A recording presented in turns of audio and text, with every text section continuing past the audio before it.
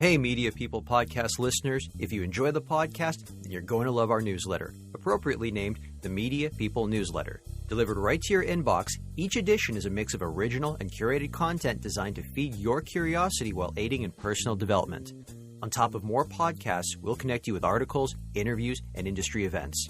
Subscribe at mediapeople.ca/newsletter or go to mediapeople.beehive.com. That's BEEHIIV. Thanks for listening to the Media People podcast, lively and insightful chats with the people who power the media industry. I'm your host, Victor Genova. For more episodes, you can go to mediapeople.ca or subscribe wherever you get podcasts, including youtube.com/@mediapeoplepodcast. Views expressed by participants are personal. Kevin Bartus is a terrible employee. Those are his words, not mine. But that's okay because he's a very successful entrepreneur. Kevin is the president and CEO of Ideon Media, Canada's largest digital rep firm, responsible for monetizing Canadian ad traffic for brands such as VICE Media and IGN, to name a few. Ideon also owns and operates several sites, including SavvyMom, 29 Secrets, and AmongMen. A Chicago native, Kevin was quite the academic in his youth. He found subjects like math easy, so it shouldn't be a surprise that he graduated from both MIT and Harvard. He moved into consulting after university and then founded BlueSpark, a company building websites for Torstar and Rogers. Despite an exit and the chance to lead Rogers' foray into digital advertising, Kevin had the itch to get back out on his own. He saw the success all of media enjoyed in the rep space and decided to emulate their business model with Ideon Media. So Ideon Media, the proposition has always been making it easier for Canadian advertisers to reach Canadian audiences using platforms that are often global but have Canadian exposure. So the classic example is Complex Media, which we've had for years, and we're just getting back, which reaches 1 million Canadians. Usually if you reach 1 million Canadians or more, but not 10 million, it's not really worth having a Canadian office. So right now, VICE, Bustle, IGN, Business Insider, Nativo's another one that has a lot of Canadian exposure, great offering, but it's not really a big enough market to have their own sales force here. So we have, I guess across the company, about 8 sellers in the different agencies here. We're very agency focused and trying to help those advertisers. Yesterday, for example, we were briefed by the Publicis team on their slate of advertisers and what they're looking to do. And that kind of access is we're very privileged to have. Same thing with folks like Dentsu and Group M and the others. And a U.S. advertiser is just, or U.S. Publisher rather, is just not going to be able to put in the effort to be able to earn that kind of trust. And then in turn, what we try to do is get the advertisers where they want to be. So increasingly, it's obviously programmatic. We have a curation offering that's done very, very well, where you take the whole big wide internet and cut it down into something that's a little bit more bespoke for the advertiser. The CEO role that I play, it's largely trying to make sure that we don't fall into patterns of we always done it this way, or this isn't possible, or sort of just spurring the team on and the advertisers on and the publishers and platforms we work with. It's probably about 12 years, maybe more, that we've actually been in existence. And it's surprisingly quick, where people will say, oh, we've always done it this way. And these are people that have been with me, most of our company's been 5-6 years or more, but it's not that long. And so it's not Microsoft. You can't say we've always done it this way. We just started doing it this way and we keep doing it. But one of the things we all love about digital is just it changes so quickly and so frequently that whatever you were doing 4 years ago isn't good anymore, isn't right anymore. So you have to keep kind of evolving. The competitors keep coming out. The advertisers keep pushing for better quality, better performance, better attribution modeling, better data for their advertisers. So the one thing you can never do is the same thing you did yesterday. Kevin, thanks again for stopping by. I know that we've been trying to get this on the books for months, so I really appreciate your time. I want to go back to the beginning. I had no idea that you're from Chicago. Yeah, people don't. It's weird, but it's not like a hide. I think people tell me I'm a little more direct than Canadians, so they're not surprised that I'm American. But I think I lost my Chicago accent a while ago. My sister and my mom have it. I was going to say, I don't hear the accent at all, but you grew up and you were born and raised there, correct? Mm-hmm. Yeah. Whatever raising I had, yeah. I left Chicago when I was 18 to go to school in Boston. So for a while, I probably had a bit of a hybrid Chicago-Boston accent. moved to Canada 30 years ago, and I think my accent's kind of gotten blended, Chicago, Boston, Canadian by now. Became a Canadian citizen about 8 years ago now. Ironically, so I could vote against Rob Ford, but it turned out I could have voted municipally the whole time. But I believe in voting. I mean, my father was in the Navy, my grandfather was in the Navy, and they didn't, it sounds like they got shot at, but I think the least you can do as a citizen of a country is pay taxes and vote. So, you try to do less of one and more of the other, but voting is a very easy thing to do. And I always encourage our staff to get out and vote, however they vote. It doesn't matter to me how they vote, but voting, I think, is critical. Well, you said something interesting. Your family was in the Navy. You said your father and your grandfather? Did I get that right? Yeah. How come you didn't go into military service? So I went to, sometime in high school, I went to a recruiting office somewhere where we lived outside of Chicago in like Des Plaines, Glenview, northwest suburbs. So I went to one of the Army recruiting offices, and they give you a test, so it's, you check boxes, whatever the test, and I'm good at tests, or it was anyway. So I nailed the test. I'm good at tests. And the guy was so excited. And then he started asking me questions like, so are you on any medications? And I'm like, yeah, I've had asthma my whole life. He's like, how's your vision? I'm like, awful. Like, I take out my glasses. I can't see how many fingers you're holding up. And so he was very disappointed that he couldn't recruit me into the military. But yeah, my health and my vision and all that stuff was always a mess. So I would have been awful in the armed services. But that's why I didn't go in. I don't know if I would have actually gone in, but I don't know. It was a thing people were doing. It was kind of like, go and apply to the military and see what happens. But I have a giant amount of respect for people that volunteer to be shot at. My brother-in-law in Chicago was a fireman, and for people to go into a burning building, like, Jesus Christ. So I've always got a lot of respect for police and armed services and firemen, firewomen. You mentioned that you're good at tests. You were quite the academic growing up, weren't you? Yeah, I was as good as you can be, really. I mean, I was in high school, I guess earlier, you get recruited into these math clubs, right? So in my high school, I was the best in my class, but then my class was like 1,000 kids, right? We had like 4,000 in high school. There was a kid 2 years younger than me that was better. But we'd go to these math competitions, and you'd see these folks that were just ridiculously brilliant. And most of them ended up in MIT, which is where I went undergrad. So I got exposed really early on to the thought that you might be smart, but there's somebody smarter. There's always somebody smarter. And you also have the thought that you might not want to be that smart. So you run into people who are, like, I know a couple of people who are very, very, very bright. And it's not fun. Like, it gets, because the rest of the world can't kind of keep up with them. But yeah, I was really good at tests and math and all that stuff. And in high school, I think perhaps because it was male, but certainly the math and science thing, they kind of guide you into engineering. But it would have been fine in any of those disciplines. I just think it was, at my school anyway, they felt it was more practical. So I ended up in engineering undergrad. Did you just find my wife? Nice. Did you find math and science easy, or were you just very good at studying and picking it up after, doing reps and reps and reps of reading and doing your homework? I mean, everything is a level, right? You're good at soccer and you play, but there's somebody better.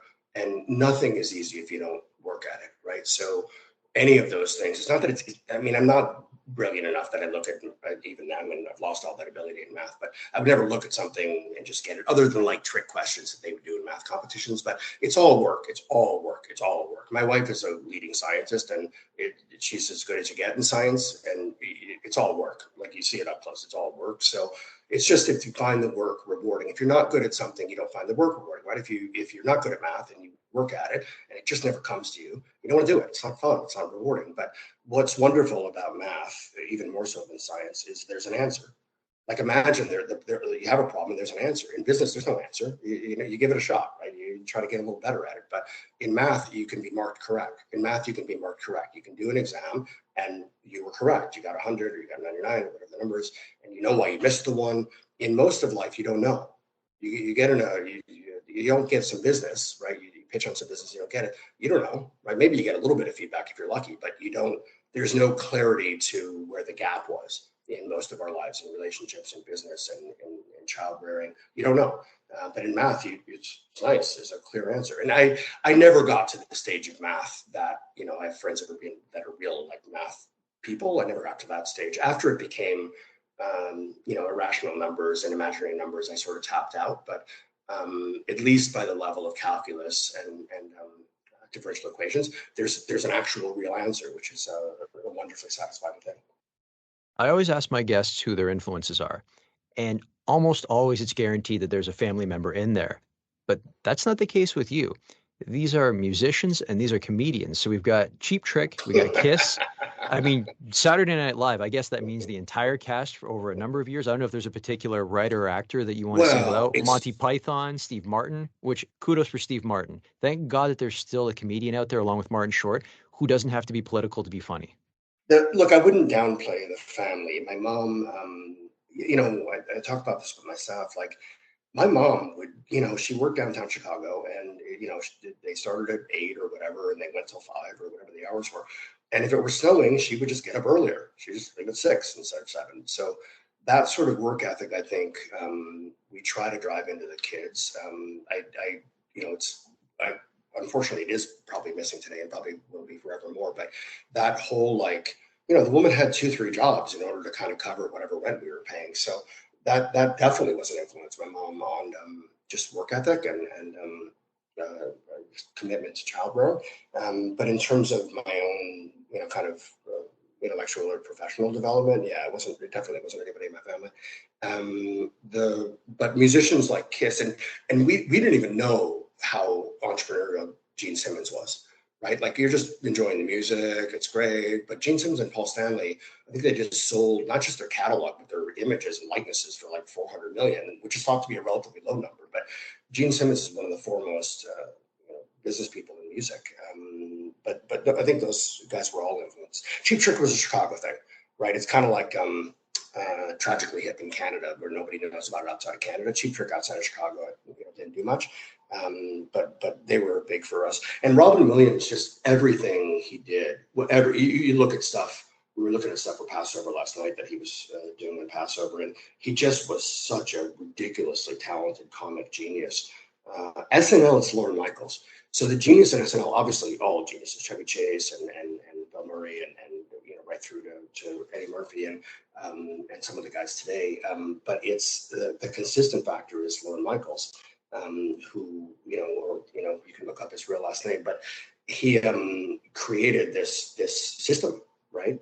That's the longest running comedy system in modern history and incredibly successful. So the admiration has always been largely for him and his ability to put together a staff, right? I mean, when you think about hiring, which is what the application process is for SNL, he could pick them, right? Like the man could pick them. So you try to do that when you're hiring. You try to find people with a track record, but you try to get lucky. When you think about Pete Davidson, I don't know what the heck he was doing before SNL, but it probably wasn't that impressive. But wow, like great pick, right? And he does that time and time again, decade after decade. I saw an interview with Conan O'Brien, and it was James Lipton who was doing the interview, and he talked about pitching his work when he was doing some writing on Saturday Night Live to Steve Martin. And what he was trying to do was convey just what kind of a comedic genius Steve Martin was. Like he went in and he would pitch him. He goes, "We're going to do a sketch about this." And Steve Martin would just nod and go, "This is really funny. I think the audience will enjoy it." And he talks about walking out of there going, "I couldn't make Steve Martin laugh, but he approved this. How do we know this is going to resonate with everyone else?" That's what they say, Lorne Michaels too. They say he never laughs, but he goes, "Yeah, that's funny." My kid actually does onstage comedy, and I never did. I never had the guts to. But when you talk about comedians that are funny, sometimes it's not the gut laugh, right? It's not the slap or the slapstick comedy. It's the cleverness of it. You go, that's actually really, really good. And Steve Martin he always kind of went a level beyond. And it's work though. Those guys, it's not like they just get on stage and say stuff, right? There are comedians that are talented enough to do that. Robin Williams obviously didn't write everything he said. He was so off the cuff and so improvisational, but it's just work. You know what I mean? It's talent and work. It's always talent and work. Right? You do all the work in the world. I can't dunk a basketball. It doesn't matter how hard I work. I would never dunk a basketball. I never was gonna. It's never gonna happen. Right? And we see, and we've sort of unfortunately this year with the Raptors, you see lots of talent where it just isn't. It's not connected. It's not the teamwork. It's not the work. And I don't know. I'm sure those guys work hard, but it's always the talent and the work. And then to some degree, the job of management is coordination. right? Trying to get people in the right positions and aiming the right way. So you mentioned that you wouldn't be able to dunk a basketball. You'd fail at that. But if we look back at your first jobs, you said you failed as a busboy and a caddy before making it as an ice cream scooper. So let's go back a bit. How come you failed as a busboy and a caddy? I'm a terrible employee. So one thing, Jeez.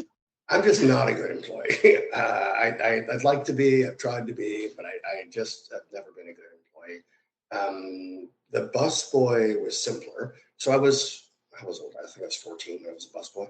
And I had a friend, Russ, somebody or other, that got us a job at this banquet hall.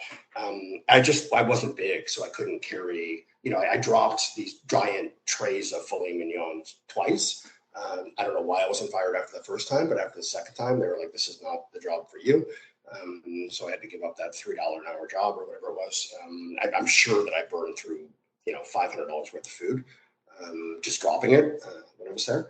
I would show up. I mean, the big skill I had is I would show up. So at the ice cream place, they put you on the calendar, and believe it or not, in high school, most people don't show up, right? You're on from whatever it is, 4 o'clock to 8 or whatever the shift is. And a giant proportion of high school kids just don't show up. And so you get responsibility, at least at that age and that time, just by showing up and not stealing that much, right? Pretty girls get free ice cream. So, yes, that's a form of theft. But I never took tubs of ice cream or took money out of the register. So a lot of those simple skills of just show up, do the job, don't steal anything, don't trash the place. They're remarkably important and remarkably often forgotten, where you'll have people there's a meeting set and it's at a given time. And I interviewed, what did we interview? Maybe 12 accountants a couple of weeks ago. And one of them that a week before was the leading candidate just didn't show up. She didn't send an email. She didn't say I'm late. She didn't say I'm not interested. She just didn't show up. And every time we interview, that happens. So, look, I hope she found a good job, and I hope it's all wonderful and she can get hit by a bus. But that simple skill of just show up does you pretty well. So in high school, I worked at Baskin-Robbins for 3 years, and mostly just showed up. Mostly scooped the ice cream. And then after that, I think, I was a caddy for a bit, but I was a shitty caddy. So I was a caddy, I'm a Jewish guy. I was a caddy in an anti-Semitic golf club. Me and my friend Phil Hollenberg, which is the most Jewish name you can come up with. But one thing about anti-Semites is they can't tell who's Jewish. So he did great. I did okay, but I'm not a big guy. I couldn't carry 2 bags, and Phil could. So you would survive on tips. But one day we just looked at each other and we were like, this is stupid. So we just walked home. That one job we just left because we were like, this is just stupid. You only get paid in tips, right? But it is to this day how I know anything about golf, which I'm awful at, but at least I know what the rules are. Yeah, I'm not good at golf either. It's not my thing. I usually show up to golf days or events, and I'm the guy driving the cart or the guy buying people drinks, because that's my superpower at golf days. Yeah, I can do those things. I mean, I kind of know my way around a golf course. I can kind of figure it out, but I don't have a passion for it. It's one of the reasons I'm not sure I'm going to retire ever is then what? I don't want to golf every day. You already mentioned that you went to MIT for your undergraduate. So why did you pick MIT, and why did you choose to study mechanical engineering? My girlfriend and I both had the same. Well, actually, she had a different English teacher, but her English teacher was this woman named Dr. Lynn Dieter, was very supportive of students, very aggressive about pushing them. I never would have gone to MIT, but they came to campus. The guy from Caltech and the guy from the University of Illinois, which is where where my sister went and my girlfriend went and everybody went, and then MIT. But MIT, you had to take the SAT. You had to take a different test to go there. And I didn't have the money or didn't want to spend the money, whatever it was, $100 or something. And Dr. Dieter stopped me in the hallway and asked me, and I told her, and she said, I'll pay for it. I'll pay for it. Just take the damn test because you need to, go out of Illinois. So I didn't let her pay for it, but it was quite stirring. It was quite sort of, eye-opening. So did that and got in. And then the reason I went there is when I went to weekend or a week or whatever at U of I engineering. You tried this kind of engineering, that kind of engineering, the other kind of engineering, see what kind of engineering you like. 2 things happened. One is they gave you a notebook and you were supposed to keep notes. But I was like, this isn't graded. Who cares? So I just, whatever. Sometimes I took notes, sometimes I didn't. And then at the end, you hand in your notebook and they graded it. And I was like, what the hell? No one told me you're grading a goddamn notebook. And what they wrote is, you're never going to succeed in school. you're never going to succeed at anything because nobody can read your writing and you don't take good notes. So I kept that for years, that notebook. Wow. I just thought it was hilarious. And then, they give you charts. And when you're at University of Illinois and you're in a internship program or whatever it was a couple of weeks of looking at different engineering things, they're pumping themselves, right? They go, U of I is a great school. It's number 3. It's number 2. It's number 3. It's number 4. MIT was always number 1, MIT and Stanford. I don't know why I didn't apply to Stanford, but MIT was always the top school. And I was like, well, why would I go to number 3? Like, what kind of program is this? So was able to get into MIT, got loads of financial aid, and was able to figure out how to work there. And because of the Baskin Robbins, the scooping ice cream thing, I had enough money saved that I could sort of get through the first year. And then MIT's very supportive if you're financially in need. They kind of let you in and then figure out what it's going to take to get you through. Anyway, so ended up being able to make it through financially. Just worked every summer, right? I worked at Hewlett Packard the first summer and then at Hughes the rest of the summers. You chose to go to business school after, but before we talk about that, was that always the plan, or were you going to take your mechanical engineering degree and go into engineering? No, I'll tell you what that was. So I was at Hughes Aircraft making radar systems, and I was talking to my son about the military industrial complex. The challenge is you got to make the systems whether or not there's a war, so you kind of keep coming up with wars. But was at Hughes Aircraft for, I guess, 3 years, every summer, and then a year solid. And I was doing quality improvement engineering, like kind of help them make better radar systems. And on the plant floor, you'd have quality statistics that would sometimes, not be favorable. The quality was, you make it as good as you can, but sometimes it's not great. And every floor you'd go up in the building, higher management, the graphs would get better. So by the time you went to the top floor, it looked pretty rosy, right? The quality graphs were terrific and everybody's high-fiving everybody. And all of the decisions were made at that level and not at the engineering level. And look, I was a kid, so I'm sure I had a narrow and scientific view of it, but you start to go, I want to be where the decisions are made. Like, this is stupid. Like, I want to be kind of in the room. So that at the time I felt required an MBA. And at MIT, the school they hate is Harvard. So the name comes up and everybody boos. So I got a master's at MIT as well, and a lot of that was business school courses at Sloan School. I think it's still called Sloan School. This guy Lester Thurow that just recently got a brilliant economist. But MIT, Harvard was always sort of the antithesis. It was always sort of the other half of the whole. So when I was able to apply and get into there, which was not an easy thing because they look for different backgrounds, but anyway, it made a lot of sense to go there for me. You mentioned that you got your MBA from Harvard, but originally you were in their DBA, so Doctor of Business Administration. Yeah. So what made you go from doing your doctorate, because you already had a master's degree, you mentioned, from MIT, to going in and just doing the MBA? Yeah, there's a bunch of answers to that, but the simplest one is nobody values a DBA. It's just not a degree people know about. It doesn't. You don't get a better or different job because of it. It's in the end, it's meant for academics. So if you're going to teach business, then it's a good degree to have. And I was 25, 6 by then, 4, 5. You don't know what you're going to do with your life. Still don't know what I'm going to do with my life. But at the time, there's a lot of different kind of possibilities. And having a DBA didn't lead to anything that I wanted. And one of the experiences you have at a school like that is there are speakers that come. And at the time, Bill Gates would come, it's a while back, and the place would be packed, right? The auditorium's standing room only, people out the door because he's a billionaire. And all the questions are, what is it like to be a billionaire? Because these are all like hungry MBAs that want to be wealthy. And his answer was, well, I can buy all the hamburgers I want, which is about his taste, right? He's not an expensive guy, other than, saving the world. He's done incredible things, actually, with his foundation. But then you'd have like the best professor in history. I think it was Jeffrey Pfeffer at the time, like business professors that were just legendary, that wrote seminal books, and nobody cared. Like, you'd have 10 people in the room at best, right? So, so that's not necessarily a fame thing. It's just sort of what is the world value and what's kind of worth doing. And I just didn't have the calling for business academia, and I didn't see a lot of examples where that was a character that I wanted to emulate or a path I wanted to follow. Whereas in business, even now, like, you look at somebody like Elon Musk, that, objectionable in a lot of ways, but he's every bit our generation's Edison and Einstein, not Einstein, but Edison. That's not a DBA. You know what I mean? That's not a business career. That's more of a practitioner career. So it just didn't make any sense anymore. And the MBA was a lot more applicable to what I wanted to do. And it is still even though in the end it's a 4-year MBA is really what it boils down to. Nobody cares. It's still a Harvard MBA. Like nobody, I mean, it's one big thing in life is nobody cares about the details. Like you have a Harvard MBA, nobody cares how long it took you. Well, I mean, no one's asking their family doctor for their transcript. They want to make sure, were you a B+ doctor or were you an A- doctor? No. What do you call the doctor that graduated last in his class? Doctor. Yeah, that's true.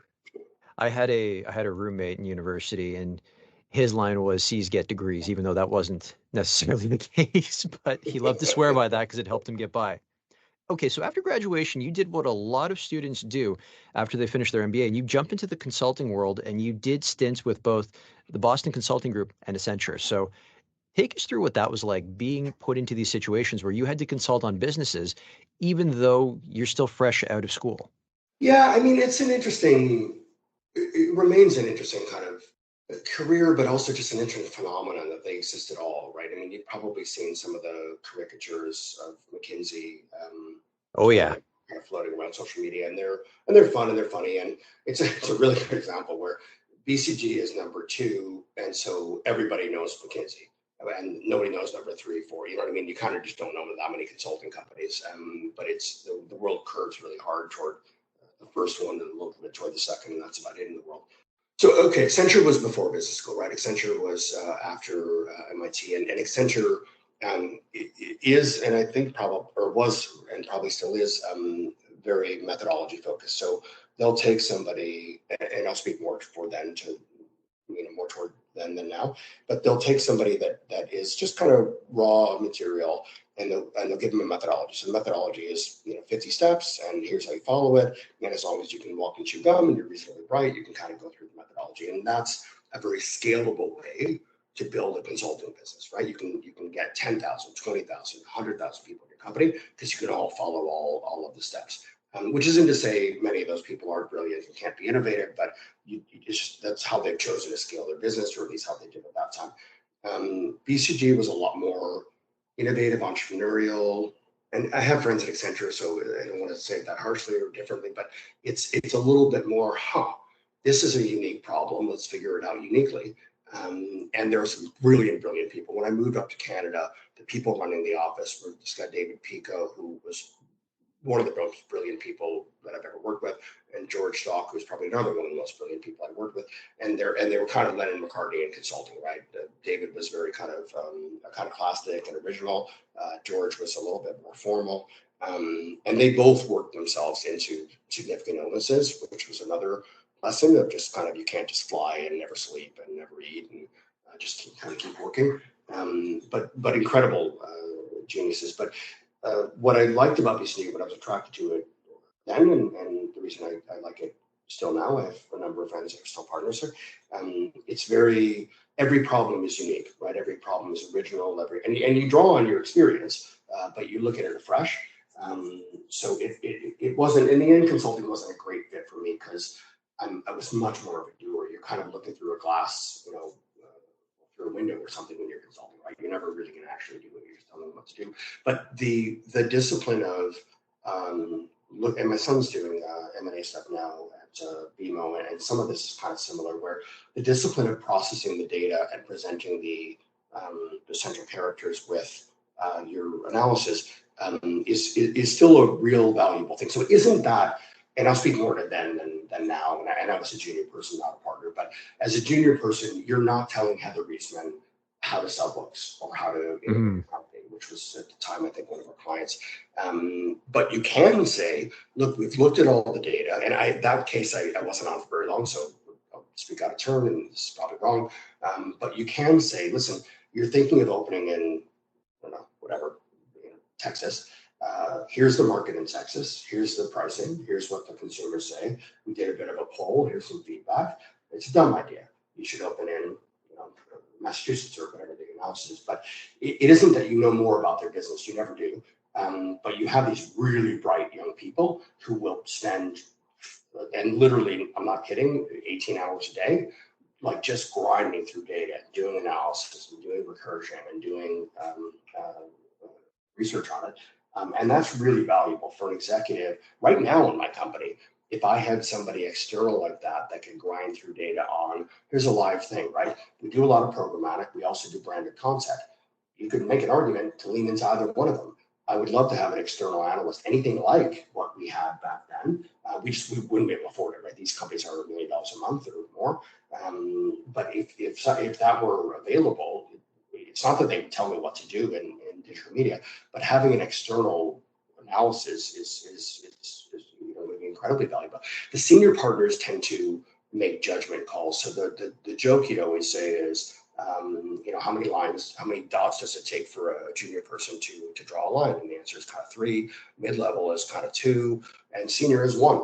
You just go, oh, there's one data point, I'm going to draw a line this way because they have years of experience going, all right, this is probably how this goes. But they're incredibly valuable companies used in the right way. Sometimes they're just a justification for the executives to do what they wanted to do anyway, right? So they want to close this down, or they want to expand in this or buy this, or Rogers wants to buy the NHL, not the whole league, but buy the rights to the NHL.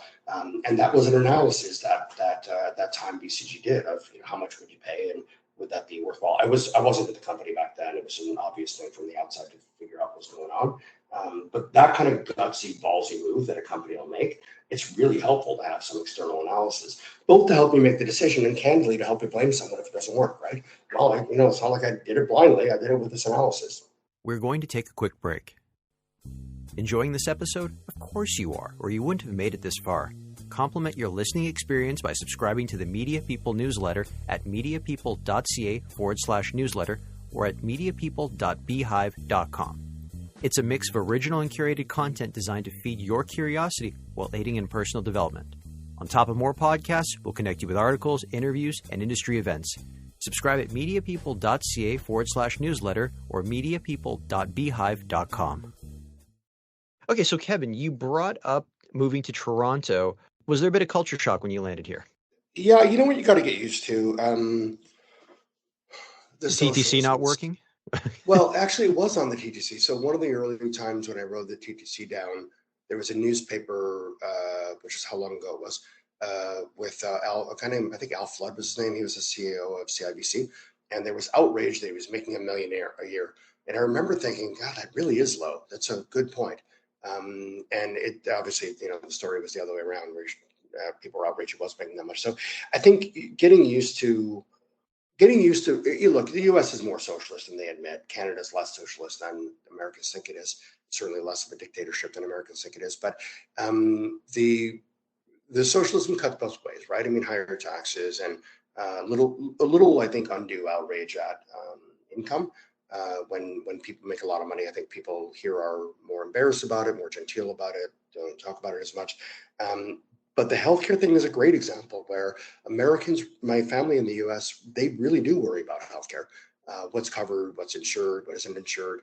And Canadians worry about it massively less. So that's a big thing of getting used to in terms of culture shock. The rest of it is very similar to Chicago.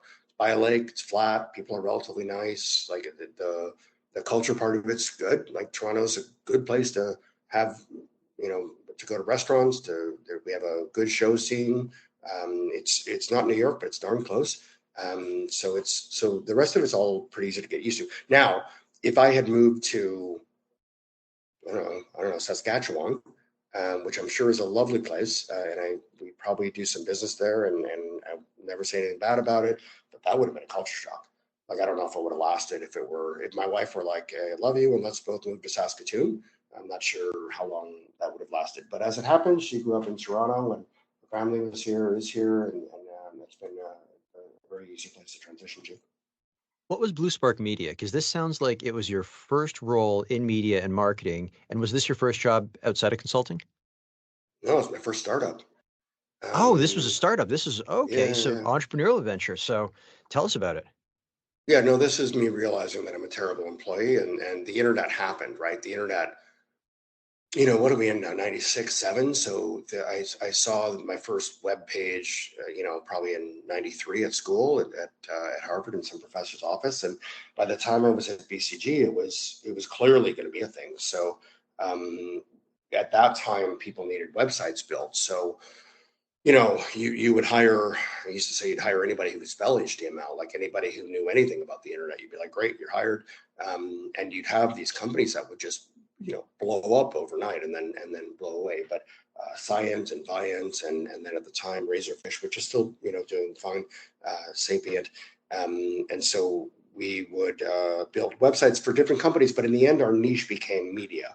So we were good at building media, or at least we're called on often to build media websites. So John Levy's company, Headline Sports, I think it was, and now it's Score. And then eventually Harlequin, Torstar, but Rogers. So the reason I ended up at Rogers is my company had built all of their websites in Rogers Media. So I knew all the executives because you're selling, all these different programs. And one of the memories we all have is the first time you get a check for, at that time, probably $500,000 for kind of the first check for building a bunch of their stuff. And it's quite a jolt, right? It's quite a charge. So I can imagine. You talked about interviewing some of my former employees in this industry. In that industry, those people I'm all in touch with, the people that had built a company called Random Media Corp, Byron Wong and Erwin Semang Day, and a bunch of the guys that are now at Click Media.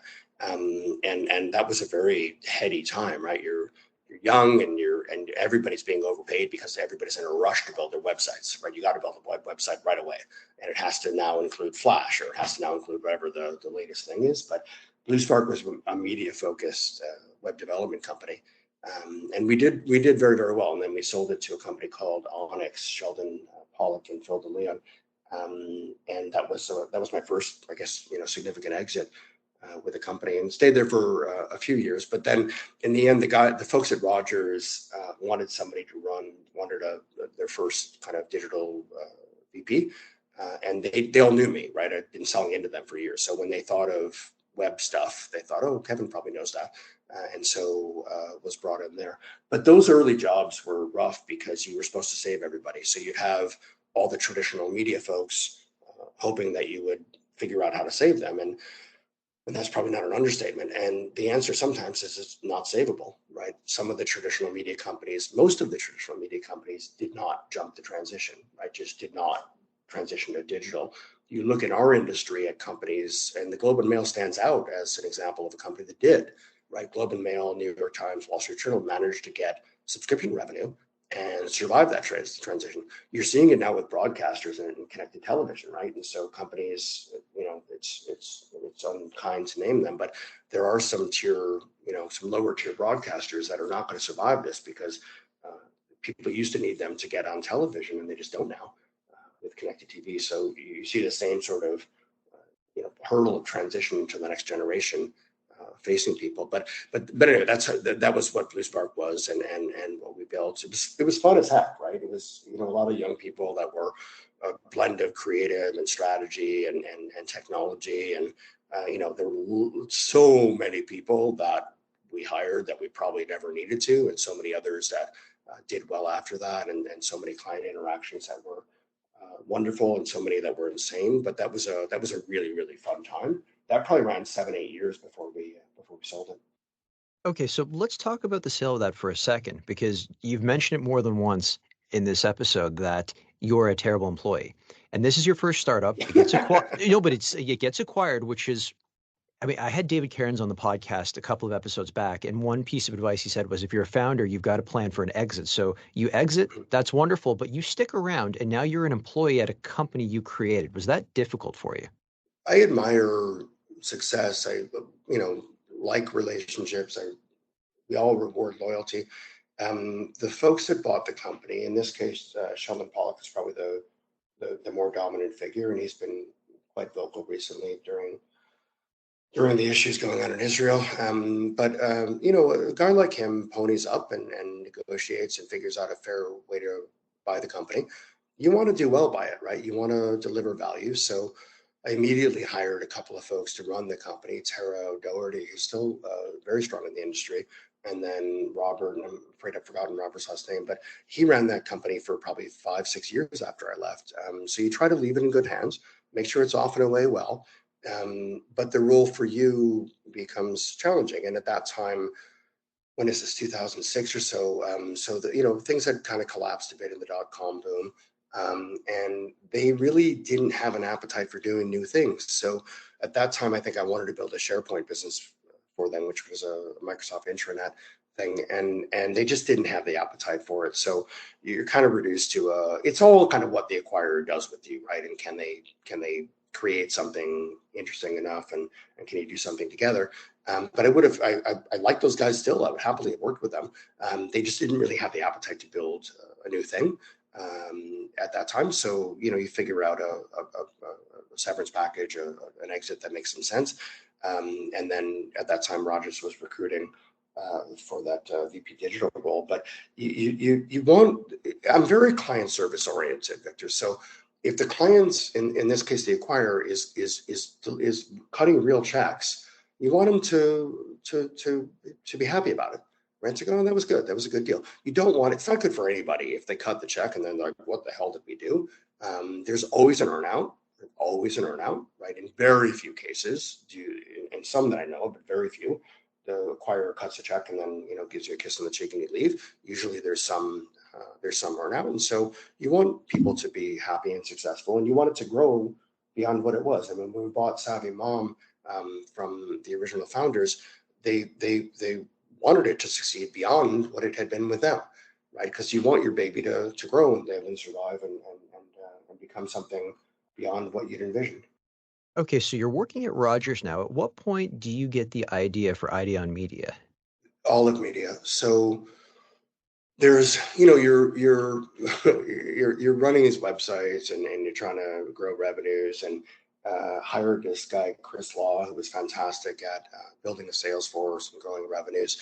But you're trying to think, all right, what else can you kind of do beyond that? And you look across the aisle over there, and the guys at Olive Media, Simon Jennings, and at the time Tilmer, had built a rep firm, right? And the concept was very much the same as what we started doing, not coincidentally, which is there's a lot of U.S. companies that have Canadian exposure, but they don't have any ability to kind of monetize that here. So Olive had started this company with a Montreal company, Jessica, where they kind of pooled all their inventory and they were selling it. And it was very successful. So burned out because the Jessica and Torstar marriage kind of dissolved. But that business model was an interesting one, and it beats the heck out of building your own media company, right? So trying to get enough traffic, or your own newspaper or your own broadcaster, is very difficult and very, very capital intensive. So at that time, I was looking, and I think it's still true in Canada, it's very hard to raise capital. So you try to look for businesses that are not capital intensive, and a rep firm doesn't need any capital. You just cut some deals. Consulting is the same way. It's why there's zillions of consulting companies. It's easy to start. So that thought, I think, was definitely an Olive Media thought, and that was our first competitor when we started doing this. And I think there was a deal we cut once with this company, Short Tail Media, which didn't exist for very long, but they in turn had a deal with, I believe it was Forbes, maybe Fortune, but let's call it Fortune, but I'm probably wrong. But Fortune had a rep deal with Olive. So I get this call from Simon, who's, we all have admiration for, right? Simon built a lot of what we think of as our industry today. But he calls me and he goes, hey, I've got a deal with Fortune, and you've got to stop telling people that you sell Fortune. And I'm like, dude, I don't have a deal with you. Like, I got to deal with these guys. So I don't know, get your guy to call me, but I'm not taking orders from, I don't have any legal paperwork with Olive Media or Torstar. And so eventually the guy did call me, and he was right. We couldn't carry it. But that was that world of Uptrend Media. Uptrend Media, it's probably implied to say what they sold for, but they sold for a very high multiple of revenue to the Yellow Pages folks when Yellow Pages was building Mediative. And you look at exits like that and you go, oh, that's an attractive business. The fallacy is always chasing the past, not the future, right? I mean, that was a good exit. Had I started that business 5 years earlier, but a lot of those exits had dried up by the time we got into the business. Where does the name Ideon come from in Ideon Media? There's a bunch of different answers for that, but the idea thing is good, right? The innovation idea thing we've always liked. And then Ideon is a cave in Crete. So we were there around the time that I was formulating the idea, the company, and beginning to leave Rogers. We were in Greece, on the island of Crete, and there's a cave there called the Ideon Cave, which is where Zeus was raised. So not born, but raised. And I like that residence. I like that concept of kind of birthing greatness and idea generation. And we've, over the years, from time to time, yesterday I was at this briefing at an agency, and we were stuck outside with a couple of different other vendors, and I introduced myself, great, whatever. And then much later in the conversation, I mentioned Ideon, and the woman goes, "Oh, Ideon. Everyone knows Ideon. You should have just said Ideon." I'm like, "If you know Ideon, how come you don't know me?" But okay. So the name seems to have stuck and resonated, and so we've stuck with it and went well. But for a while, we were at, during darker times, 4 or 5 years into the birthing of the company, we were thinking about different names. But it's generally a good idea once the name's in people's heads to just kind of stick with it. You're also the president and CEO of Maple Media and then SavvyMom Media. So let's talk about those quickly, because you already brought up SavvyMom Media. So this was an acquisition, wasn't it? Yeah, look, Maple Media is me not updating LinkedIn. Okay. We renamed Maple Savvy a couple years Okay. back. All right. So there's two companies. There's Ideon and there's Savvy, which is Maple. It's legally right now it's Savvy. We just renamed it for a bunch of reasons. We have been successful in applying for funding from the Ontario government through what was the ONBC, what is now Ontario Creates, a number of times. And one of my executives, Natalie Milne, is quite gifted at that process and those applications. They will not fund a company that isn't screen-based media. So the mandate of Ontario Creates is to fund Ontario-generated screen-based media. So gaming, movies, books, actually, so not all screens, but websites. Ideon Media is not that. Ideon Media is a sales firm. So we needed and still need a different firm, a firm with a different corporate structure that can apply for those grants. And so we renamed Maple Savvy largely because Savvy was the leading brand in that portfolio. So that portfolio is SavvyMom, 29 Secrets, and AmongMen. We own them, we fund them, they have editors and writers and the whole set. So in fact, I was just, before coming on this call, meeting with Natalie about how to take Savvy to another level. I think publishing is very, very, very, very hard. It's very, very, very hard. There aren't new publishers. So trying to figure out what does that brand message mean in today's media? If the thought is we're going to help moms navigate difficult situations, navigate different purchases, navigate different situations, that's clearly now more social than it is website. So what does that look like for our staffing? What does that look like for our next level? I know it's not the question, but it's a different exercise than selling media. Selling media is, what does a client need? What's a good website for it? So Bustle's great fit, Complex, whatever. But generating media is a different exercise, and so required a different company. What does Ideon Media look like today compared to day one of operation? You mentioned some previous employees that have been on your podcast. Every generation thinks that they're the best ever, and nobody's ever going to be better. And there are peaks and valleys for sure. We're definitely able to hire better than we ever were. So where we used to get lucky at times, we still do, but we've been able to attract a more consistent level of quality in terms of employees. I think that's probably fair. So even the people you mentioned, as outstanding as they were, they can tell you other people that they were probably even questionable about. We're much more consistently high quality, I think, in terms of personnel. I think that's true. And we've earned a place in the kind of pantheon of suppliers for agencies that we just didn't have before. So in all of the holding companies, we have pretty good presence, some less than we'd like. All less than we'd like, but some probably less than I'd like it to be. But we never had any of that. I was thrilled if anybody gave us an IO, 10 years ago. I still am.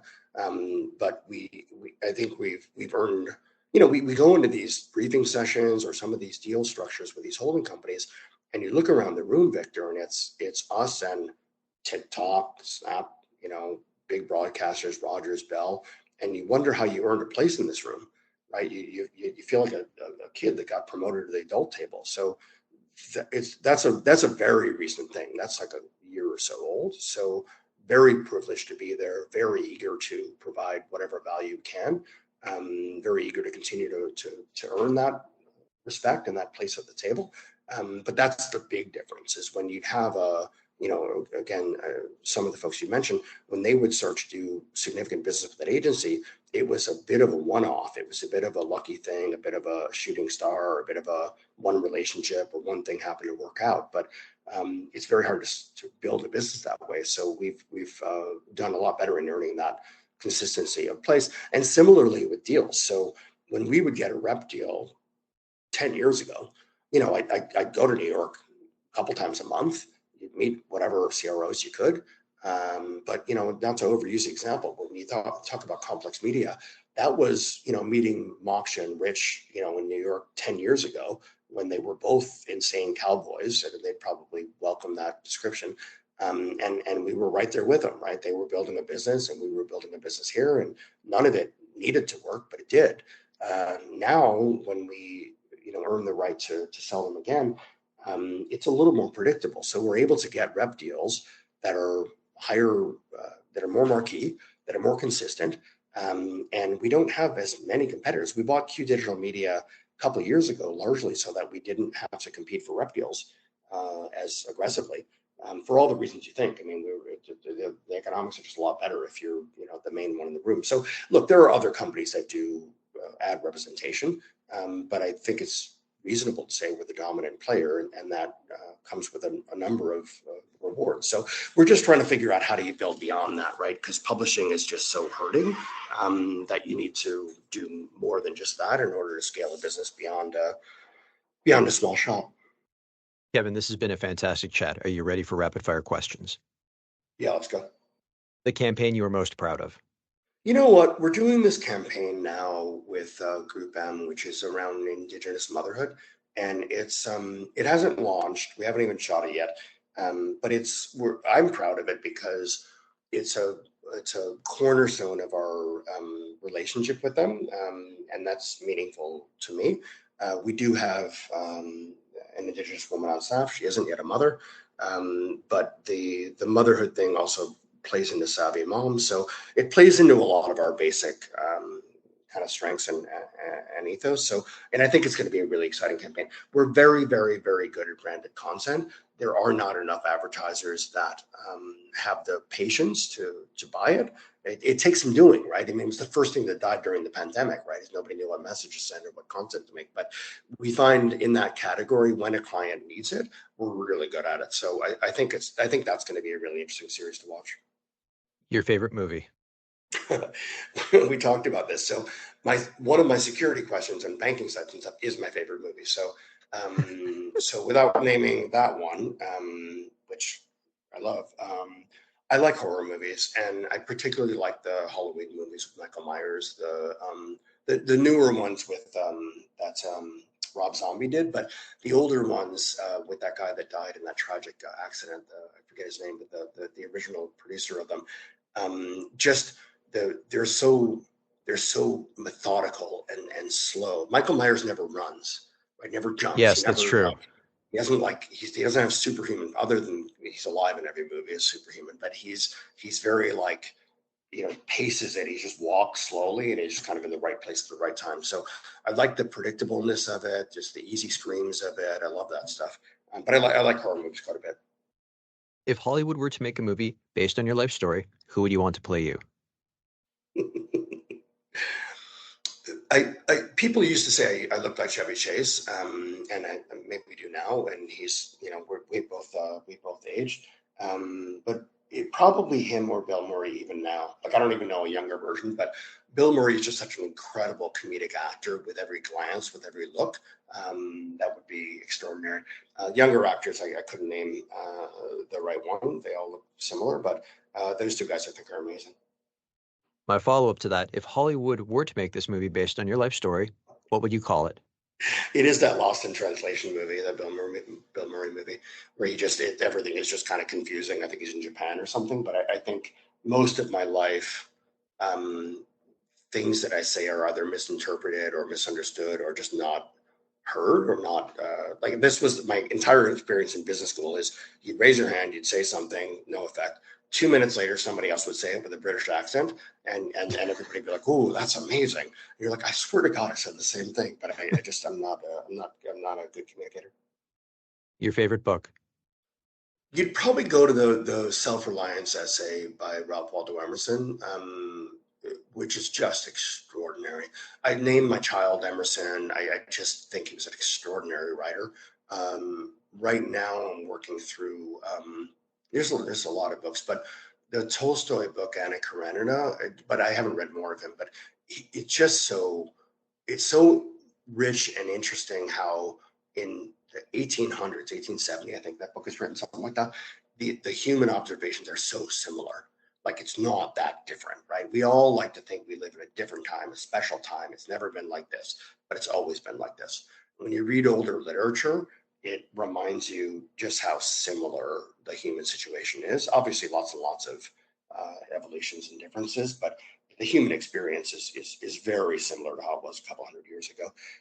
But the Emerson stuff, I can never promote enough. Like that guy was just amazingly gifted author, apparently amazingly gifted speaker. We don't have any recordings of his, but the writing is extraordinary. And Self-Reliance is the core essay. Your favorite song? So I've gotten pretty deep in Jelly Roll. He was interviewed on, I think, both Stern and Rogan. Yes, they're stereotypical male broadcasters, but he's an extraordinarily gifted songwriter. So that song, I Need a Favor, I think it's called Need a Favor, is incredibly deep. I drove down to Cleveland to see him. He can't leave the U.S. because he's a convicted felon, but I drove to the U.S. I'll drive to Chicago to see him. But the single song, Bob Dylan's Tangled Up in Blue, I wasn't a Dylan fan at all until a few years ago. But you start listening to that Blood on the Tracks album and Tangled Up in Blue, I swear to God, Victor, you can listen to it 100 times and get different things out of it. I know of no song with that level of depth and that many layers of complexity. The best advice you have ever received? You hear this from different people at different times, but everybody's going through their own shit. So somebody cuts you up in traffic, I don't know if you're downtown a lot, but when you're downtown walking around, there's always somebody screaming because they got mental health issues and they're wearing a sleeping bag for a robe. Everybody's going through their own shit. So it's very hard for us. It's one of the problems with the Elon Musk kind of Neuralink thing. If you actually heard what people are thinking, it would drive you insane. Like none of us could actually handle it. But trying really hard to see the other person's point of view, none of us are good at it. Women tend to be better than men, but that putting yourself in someone else's shoes, it's really hard. And it's really meaningful and really worthwhile when you can do it. Negotiating, but even just normal human existence, like just that advice of try really hard to walk a mile in their shoes or whatever version of that advice you want. Everybody's going through their own shit. Everybody got cut off this morning. Everybody has some health issue. Everybody's got some marital issue, some relationship issues, some work issue, some client issue for sure. And the clients have client issues. You never forget, like we deal with agencies. They got clients, right? They got advertisers. And as much as we might think the agencies put us through the ringer, they're just passing it down, right? The advertisers are putting them through the ringer. So just trying really hard to see the other party's point of view. My signature closing question: if you weren't in media, what would you be doing and why? I probably would have met a corporate lawyer. And I probably would have tried to do comedy at night, and I would have failed at both. But I would have tried. Kevin, this has been a fantastic chat. Thank you so much for your time. Yeah, you're welcome.